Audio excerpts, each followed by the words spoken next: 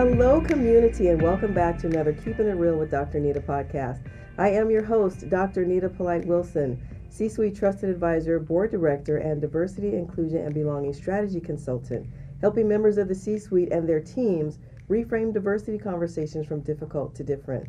We are back for the last of our four-part series, our holiday series of real conversations from the C-Suite. And I have with me today two very special guests. Not only are they subject matter experts in their fields, but they're very dear friends. Ms. Scharrell Jackson, she is a high-performance leadership coach and international keynote speaker. And for those of you in Orange County who probably already know, she's the founder and CEO of Leadership in Heels. And Dr. Catrena Elliot, a senior HR executive with a Fortune 100 company. Ladies, welcome back. This is our last show. Oh, it's been amazing. Hasn't it been an amazing conversation? Yes. Oh my goodness. So it's been a treat and a delight to have you both.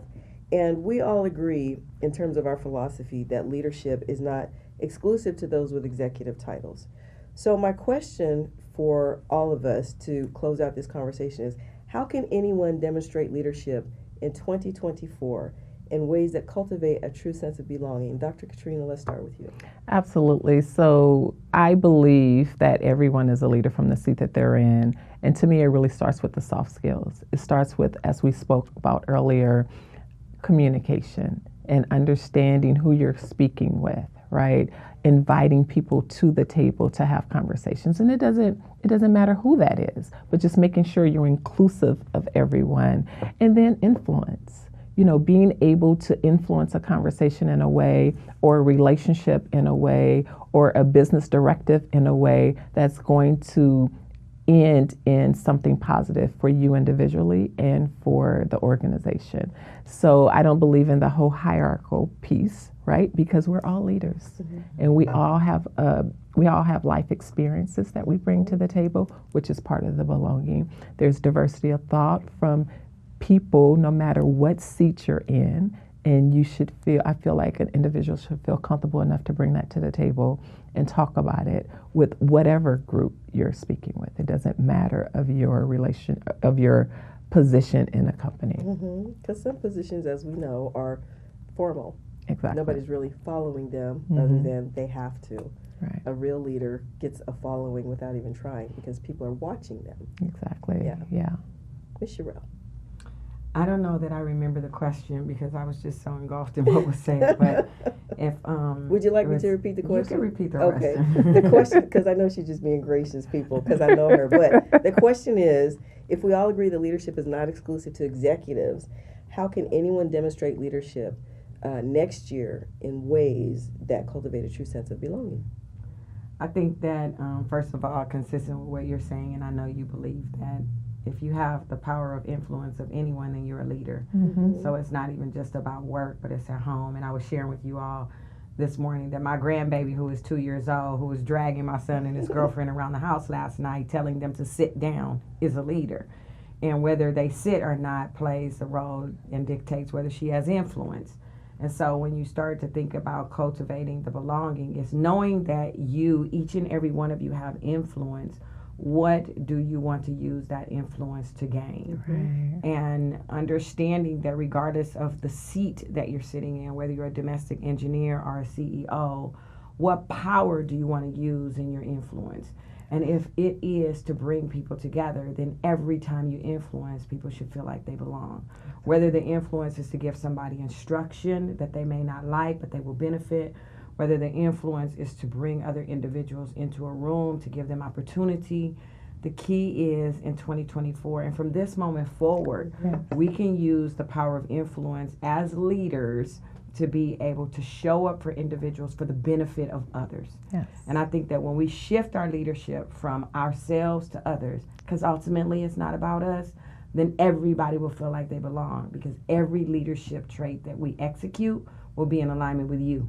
And you, and you, and it won't be about me. Absolutely. And I think that if we can lead in knowing it's not about us, then the power of belonging is the result. I think that's challenging for a lot of leaders simply because we are conditioned to think that leadership means I got to have all the answers, I always got to be out front, and that's just not the case. And I think that that's where the importance of vulnerability comes in, Mm-hmm. and that being vulnerable requires bravery and courage, because too often we still associate vulnerability with being weak, and that is not it, because I've looked up the definition of vulnerability, and it says to intentionally put yourself in a place where you can be physically or psychologically or emotionally harmed. And so when we think about no longer feeling the need to code switch, but showing up in our authentic selves, Mm-hmm. we're putting ourselves out there and being vulnerable, not knowing how someone else is going to receive us. And while that's their problem, we are sometimes impacted by someone else's ill intent.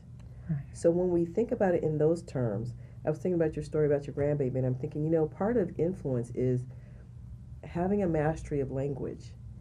And I remember early on I was working with some young people, young leaders, and I knew this person's intent when he said this, but the impact was, let's have a teachable moment here. And he said, well, the people that I have influence over, I said, wait a minute. That word over automatically puts you here. Yeah. And even though you're the leader, to say the people that I have influence with, now that gives you a whole different image in your mind. So for a minute, let's talk about the importance of language in terms of influence. And Dr. Catrena, in particular, I want to hear about some of the doctoral work that you've done and how you've transitioned that into the work that you do every day. Absolutely. So my study was how exemplary Black women business leaders use influence to achieve extraordinary results. And some of those findings is really relationship. It's really belonging. It's really bringing people along. You're a cheerleader. You can provide leadership development when needed, no matter where they are, right?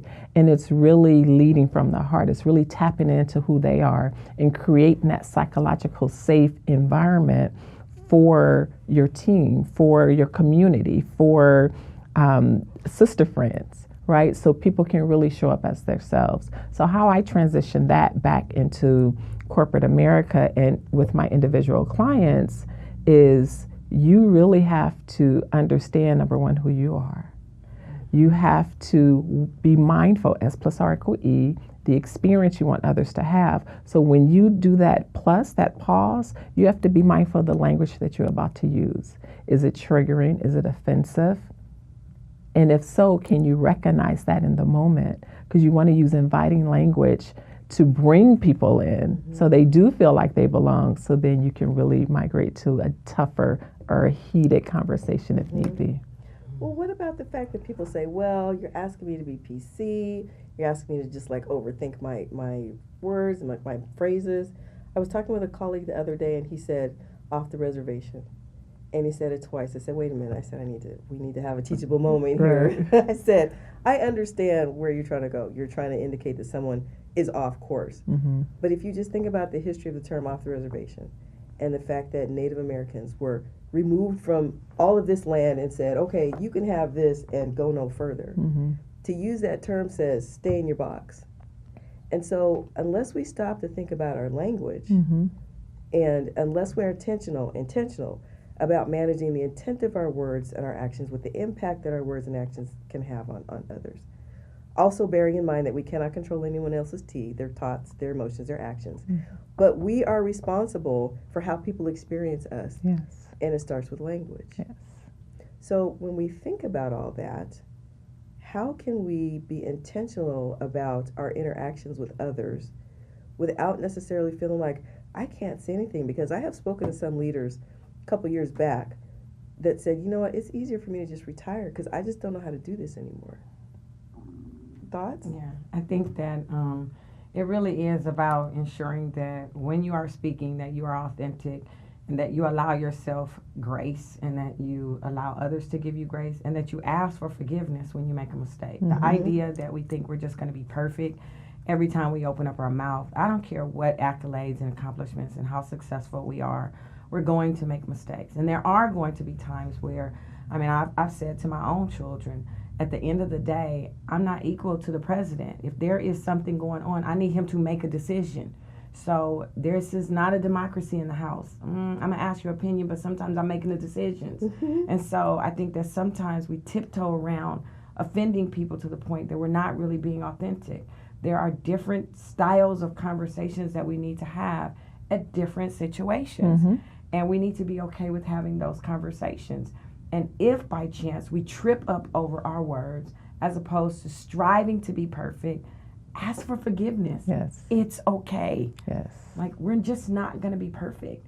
And I can appreciate the teachable moments, but sometimes, my bad, I just made a mistake. Mm-hmm. Yeah. And I think that we have this tendency to try and be so perfect that we get to this place where we don't even want to try because we're going to be judged. Mm-hmm. And then the work you do, the work that I do on the DEI front, like you, many of my clients have said, well, I'm not even sure what to say. Mm-hmm.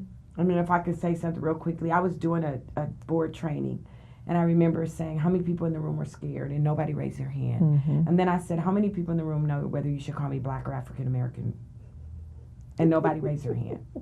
And then I said, okay, that's because everybody's scared. Right. So now that we're all on the same page, Right. let's understand that sometimes we're all in places of fragility. That's right. And Mhm. it's okay. Yes, Right. it is okay. And I think that once we do that, we won't be so focused on saying it right and Mhm. getting it right. Mm-hmm. But we just have to give each other grace. Yeah. You know, what you're saying reminds me of the last time you and I saw each other in a professional setting. It was an EMP event.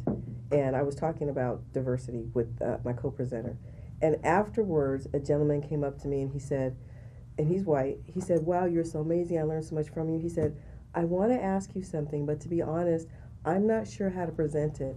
So if I say something, know that I'm not trying to offend you. Go ahead and bring it to my attention. Mm-hmm. To me, that's leading with intention. To Right. say, back to your point, I'm sorry, I might be human here for a minute, but can you just work with me? Right. Right. And once he said what he had to say, I'm thinking, there's nothing offensive about that. But I appreciate what he did. And I think regardless of the situation, whether we're trying to figure out whether we call somebody Black or African American, Mhm. or whatever the situation is, if we feel like we're going to have a human moment that we're aware of, because we have human moments all the time. Right. But if we know that, okay, this might be a human moment, let's lead with intention. Mm-hmm. My intention is this. Can you kind of work with me until I get there? Right. You know, that brings me to intention versus impact. Mhm. Right. So you may lead with a certain intention, but have a different impact. And that's where it just brings me back to 2020, George Floyd. Everyone was super sensitive of what to say, how to say it. So then they got paralyzed and said, well, I'm not going to say anything. And I remember just being a Black executive in a Fortune 100 company at that time, and everyone's looking at me. Mm-hmm. I'm like, first of all, I don't have all the answers, but how about you lead with courage and you share what your intentions are? Because once you lead with courage, and then that's going to build your confidence on how to have these real conversations without getting tripped up on offending someone. And read the body language. If someone's shoulders shrink or eyebrows raise, stop, engage. Yes. Was that offensive? If so, educate me, please. Yes. Right. I love that. But I think some people don't even know why they're offended. Right. I mean, sometimes people are Yeah. so driven by their emotions, they really don't know. Mm. And to your point about knowing your audience, sometimes you have to give grace even when it's not asked for. Yeah, Because Because absolutely. sometimes people are triggered and they don't know why, Mhm. or they don't know what to say, or Right. they're feeling embarrassed. Mhm. And you're trying to navigate them through to find a solution, and they're lost. Yeah. And I think that we just have to just be more empathetic to people, Right. and give people more grace, and seek to have a greater, higher level of understanding. Mhm. Because everybody out here is not, coming from a bad place. Right. Most people are coming from a good place. And I tell people all the time, I say, I don't think your leader or your manager woke up this morning and say, I'm going to make your day bad. I say, I don't think that. Right. I'm sure that wasn't their intention when they woke up this morning. So check yourself to understand where you're coming from Right. and what's bubble upping in you. Right. And give them grace and space. Remember, their intention probably didn't match the impact they had on you. So have that conversation, because it's okay, right? And that's how we move forward. So, the words are very important, but it's also checking in on where you are with your own emotions. It seems to me that the theme for 2024 community is the gift of grace. Yes. So we started off this conversation talking about the gift of belonging. And when we think about gifts and the holiday season, Christmas, or whatever your season may be that you celebrate, enjoy that. Let's think about the gifts of our presence. And moving forward into next year, let's think about how we can give out freely gifts of grace, starting with ourselves when we don't get it right, and then always extending grace to others when we feel like they don't get it right. So to put a bow on this particular conversation, I want to ask you both, what is the gift that you want folks to take away from this conversation? Dr. Elliot.